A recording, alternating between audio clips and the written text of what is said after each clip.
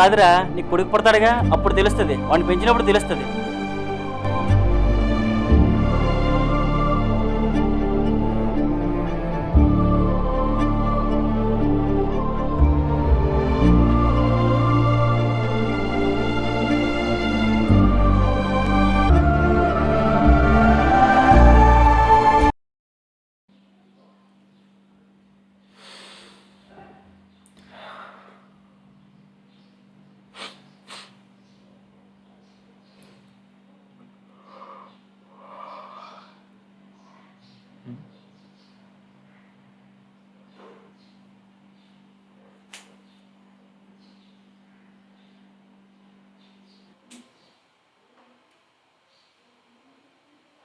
ఏరా ఎగ్జామా? ఉండండి. ఏ ఎగ్జాము? ఈ అమ్మన్న ఎగ్జామ్ అండి. ఎక్కువ కష్టపడదురా, ఏదో రాద్దిగానిలే. అంటే ఇప్పటికే 3 బ్యాక్లాగ్స్ అయిపోయాడు. మళ్ళీ అవి నెక్స్ట్ టైం కొంచెం క్లియర్ చేయడానికి ఇబ్బందిగా ఉంటుందని చూస్తున్నాను. ఈ ఏజ్లో నాకు 19 బ్యాక్లాగ్స్ ఉండేది. కాలేజ్ మాత్రం వెళ్ళేవాడిని, ఇంట్లో బుక్స్ కూడా తీసేవాడిని కాదు. కానీ ఫైనల్ ఇయర్లో మొత్తం ఆల్ క్లియర్ చేశాను. వాళ్ళు చెప్పింది మాత్రమే రాసా, అయిపోయింది. సో నేను చెప్పేది ఏంటంటే, ఇక్కడ అక్కడ స్ట్రెస్ పెట్టరు, అర్థమైందా? స్మార్ట్ వర్క్ చేయి, హార్డ్ వర్క్ కానీ. హలో మౌనిక, అదే నీకు ఎప్పటి నుంచో ఒక మ్యాటర్ చెప్పాలనుకుంటున్నాను. చెప్పండి. I love you. నీకు ఏమైనా పిచ్చా? నీతో ఫ్రెండ్ మాట్లాడుతున్నాను, అంతేగాని అంతకు మించి మన మధ్య లేదు మౌనిక. అయినా నువ్వు వినంటి వాడు అనుకోలేదు. ఇంకెప్పుడు నాకు కాల్ చేయి. ఒకసారి నేను చెప్పు. Hello hello Mounika, hello.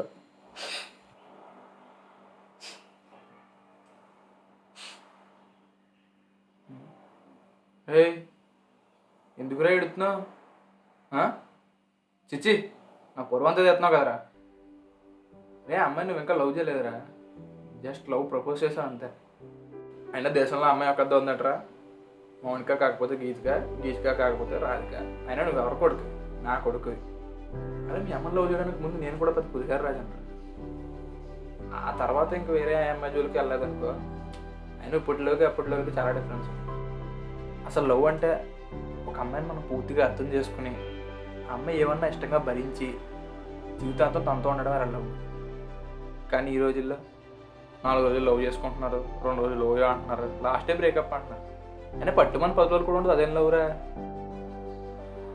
అలాంటి లవ్ మనకు వద్దురా. ఒకవేళ నువ్వు నిజంగా ఎవరైనా అమ్మాయిని ప్రేమిస్తే కులం మొత్తం ఏదో చూడకుండా నేను నీకు పెళ్లి చేస్తాను, అంతేకాని ఇలా ఇప్పుడు ఏడవు. ఓకే? ఇంకొకటి, ఏ అమ్మాయిని చీప్గా చూడదు, రెస్పెక్ట్ లేకుండా మాట్లాడు. ఓకే? బాబా.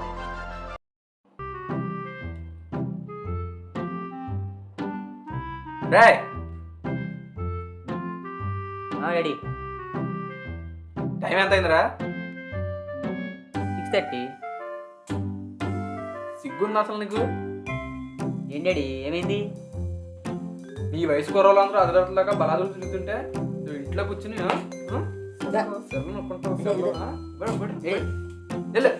పో బయటికి పో. రాత్రి 1 గంట దాకా ఇంటికి వచ్చి ఉంటే కాళ్ళు ఎరగకూడదు అర్థమా?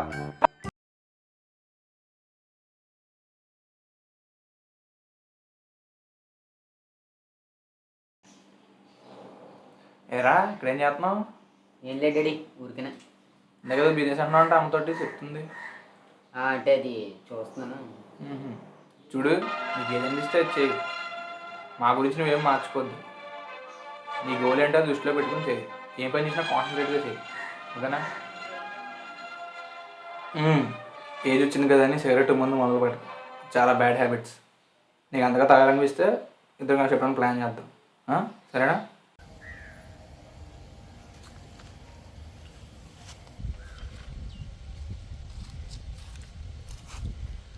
జగన్నాథం, ఏంటి ఇలా వచ్చా చాలా రోజులకి? ఎలా ఉన్నావు? ఏం లేదురా, ఊరికి నేను చూడాలనిపించి. అవును, ఇంతకీ మీ అబ్బాయి ఏం చేస్తున్నాడు? ఏదో చేస్తున్నాడు జాబ్. అలాగే. మొన్న మీ ఓడితే ఏదో అన్నావంట. మా ఓడేమో ఎలా అంటున్నాడు నాతో, ఏదో బిజినెస్ పెడదాం అన్నావంట, కలిపి తాగుదాం అన్నావంట. మా ఓడి నాతో ఇలా చెప్తున్నాడు. అలా ఫ్రీగా వదిలేకరా పిల్లల్ని, లాస్ట్కి మళ్ళీ మన మాట వినరు వాళ్ళు. మా తాత చెప్పినట్టు మా బాబు అన్నాడు. మా బాబు చేయాలనుకున్నా చేయలేకపోయాడు. మా బాబు నా క్యారెక్టర్ ట్రబుల్ ఉందని చెప్పినా సరే నేను అమనివ్వకుండా చేశాను. ఇప్పుడు నేను చెప్పినట్టు మా వాడు చేస్తే వాళ్ళకి మనకి తేడా ఉందిరా. రే మనం వాళ్ళ ఫ్రీడమ్ ఇవ్వాలి, ఎదగనివ్వాలి, ఎగరనివ్వాలి. ఆ తర్వాత తప్పుటడుగు లేకుండా మనమే కాపాడుకోవాలి. నువ్వు అంటుంటే నాకు కూడా నిజమే అనిపిస్తుందిరా. సర్లే ఇంకేంటి సంగతులు?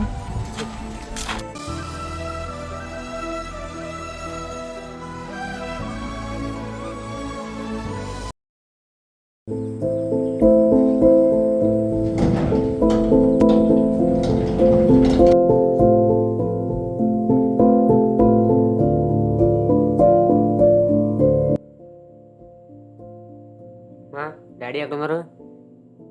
ఆ గదిలో ఉన్నారా.